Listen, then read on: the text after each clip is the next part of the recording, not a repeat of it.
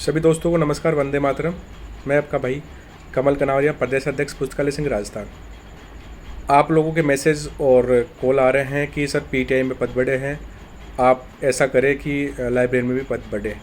तो दोस्तों, मैं आपको बताना चाहता हूं कि पीटीआई के पद क्यों बढ़े हैं और पुस्तकालय के पद क्यों नहीं बढ़ पा रहे हैं और हमारा जो है क्या प्रयास रह रहा है। तो दोस्तों, पीटीआई के अंदर आपको पता होगा कि पीटीआई में शिक्षा मंत्री के द्वारा पूर्व में स्टाफिंग पैटर्न लागू कर दिया गया है। स्टाफिंग पैटर्न लागू करने से सबसे बड़ा फायदा क्या होता है कि छात्र संख्या में पदों का निर्धारण होता है। इस प्रकार से पदों का निर्धारण किया गया है और इस निर्धारण की वजह से उनके जो पद है वो 450 से लगभग 5000 पद बढ़े हैं। अब पुस्तकालय देश में क्या है कि स्टाफिंग पैटर्न लागू नहीं है। स्टाफिंग पैटर्न नहीं लागू होने की वजह से जो स्वीकृत पदों की संख्या है वो बिल्कुल कम है। लगभग 800 ही पद है जो थर्ड ग्रेड में स्वीकृत है।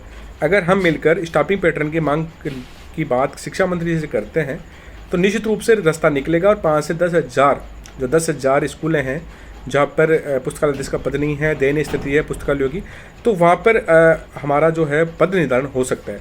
तो इसलिए आप स्टाफिंग पैटर्न की मांग जोर शोर से उठाएं। आप किसी भी मंच पे जाए, कई लोगों के ग्रुप में मैसेज आते हैं कि आज हमारे साथ चलो, हमारे साथ जाओ। निश्चित रूप से आप किसी के भी साथ से आपका जहाँ पर आपका हक हो वहाँ हक मांगना भी चाहिए। आपका जहाँ पर आपको लगे कि यहाँ पर अपन को सफलता मिल सकती है वहाँ पर सफलता के लिए संघर्ष करना चाहिए। पुस्तकालय संघ राजस्थान की सदैव हमेशा पुस्तकालय हितों के अंदर हम सहयोग कर रहे हैं और क्रांति लाने का है सहयोग भी है कि जिस प्रकार से लाइब्रेरियन कॉलेज लाइब्रेरियन के लिए प्रयास किया, डीपीसी के लिए प्रयास किया, पूर्व भर्तियों के लिए प्रयास किया, सभी प्रयास हमारे सफल रहे। निश्चित रूप से हमारी स्टाफिंग पैटर्न की जो मांग है वो भी कहीं ना कहीं ज़रूर रंग लाएगी। तो निश्चित रूप से आप कहीं भी टुकड़ों में बटे तो टुकड़ों में बंटने से पहले एक ज़रूर सोचें कि टुकड़ों में बंटने से कभी भी लड़ाई नहीं जीती जाती है। सफलता तभी मिलती है जब एकजुट होकर एक मंच पर हम कार्य करते हैं। तो पुस्तकालय संघ राजस्थान आपके लिए ज़रूर कोशिश कर रहा है। निश्चित रूप से मंगलवार या बुधवार का जो है प्रोग्राम, बुधवार गुरुवार तक का प्रोग्राम है शिक्षा मंत्री से मिलने का, तो हम मिल रहे हैं और आपकी जो मांग है वहाँ तक पहुँचाएँगे भी। और अगर आप लोगों को पता होगी स्टाफिंग पैटर्न क्या है तो मैं बता देता हूँ। स्टाफिंग पैटर्न का मतलब होता है कि छात्र संख्या में पदों का निर्धारण होता है। जिस प्रकार मैंने आपको पूर्व में यूट्यूब लाइव में भी बता चुका हूँ, कई बार मैं लाइव आया तो इस बारे में आपसे चर्चा हुई है। अब कुछ नए जो अभी ये नेता हुए हैं उनको यही पता नहीं है कि पद का निर्धारण कैसे होता है, पद कैसे बढ़ते हैं। पद बढ़ाओ, पद बढ़ाओ, पद बढ़ाओ, भैया ऐसे पद नहीं बढ़ते हैं। पद बढ़ाने के लिए स्टाफिंग पैटर्न की जब तक स्वीकृत पद ही नहीं होंगे कैसे पद बढ़ाएंगे।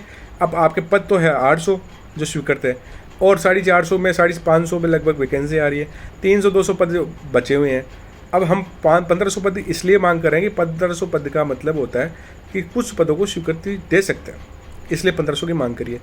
अब स्टाफिंग पैटर्न की हम मांग करते हैं तो निश्चित रूप से स्टाफिंग पैटर्न से 10,000 पद थर्ड ग्रेड के बढ़ सकते हैं। क्योंकि हमारी जो मांग है, आपको मैं लेटर भेज रहा हूँ और लेटर में पूर्व में जो शिक्षा मंत्री और मुख्यमंत्री तक पहुँचा है उसमें कहा है कि 300 प्लस में थर्ड ग्रेड का पद हो, छात्र संख्या पे 300 छात्र संख्या पे थर्ड ग्रेड का पद हो, 500 प्लस पे सेकंड ग्रेड का पद हो, 700 और 1000 के लगभग फर्स्ट ग्रेड का पद हो। ये हमारी मांग अगर सफल पूर्ण होती है तो निश्चित रूप से 10 से 15,000 पद पुस्तकालय अध्यक्ष से जरूर सृजित होंगे। आप लोगों से निवेदन है कि आप एक मंच पर एक साथ होकर काम करें, पुस्तकालय संघ राजस्थान को मजबूत करें, अलग अलग टुकड़ों में न बटे और एक मंच पर कार्य करें, टांग खिंचाई नहीं करें। वंदे मातरम। जय हिंद, जय भारत।